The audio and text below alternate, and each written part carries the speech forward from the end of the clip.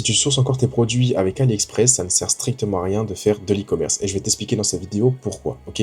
Partons du principe que je sélectionne ce produit qui est tout simplement un masque à lumière rouge. Si je passe par AliExpress, malheureusement, j'aurai des délais de livraison qui seront beaucoup trop longs et des frais de livraison qui seront trop chers. Et j'aurai un prix d'achat directement du produit aberrant au niveau du prix.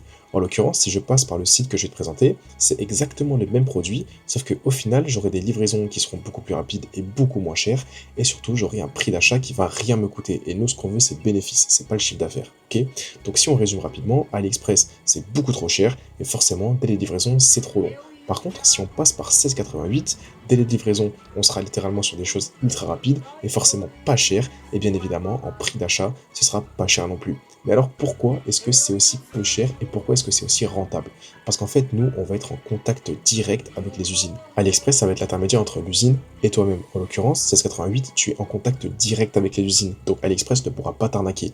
Partons du principe que j'ai envie d'acheter une poêle. Au final, on se rend compte que cette poêle-là coûte 21 yuan, parce que oui, c'est des prix chinois vu que c'est des usines qui sont directement positionnées en Chine.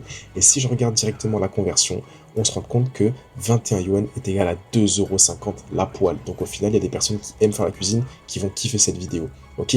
Sauf que au final, pour commander sur 1688, c'est impératif d'avoir un agent. Sans avoir d'agent, tu ne peux pas commander. Ok?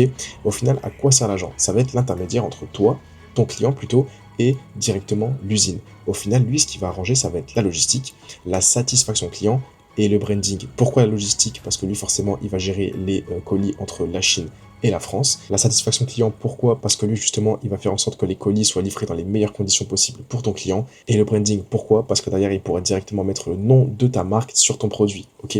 Donc, au final, une fois que tu as compris tout ce processus, tu peux améliorer tes marges et donc faire encore plus d'argent en e-commerce et donc te permettre justement de sourcer tes produits au meilleur prix.